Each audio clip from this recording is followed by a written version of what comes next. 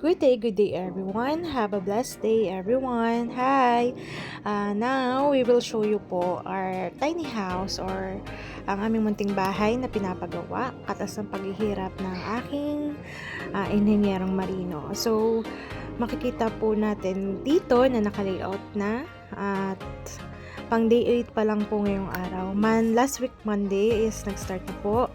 At 6 days po hanggang Saturday lang po ang kanyang trabaho because Sunday is for church day. Makikita po natin ngayon ang aking asawa na nagtatanggal nga po ng poste para nga daw po is pagdating nga po ng mga trabahador ay iba na ang gagawin at mas mabilis.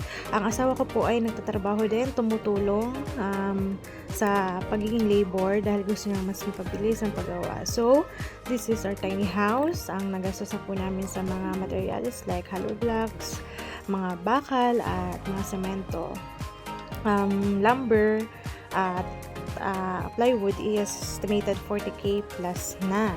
So pero ang target budget namin is 50k for the materials at hindi pa kasama ang bubong dahil ang plano namin is trusses ang magiging bubong. So kakayanin kaya ng 50k na materials pero hindi kasama nga doon ang mga bayad sa trabahador. We have 2 foreman and 2 labor pang limasi ang aking asawa na napakasipag. And that's all. Thank you everyone. God bless.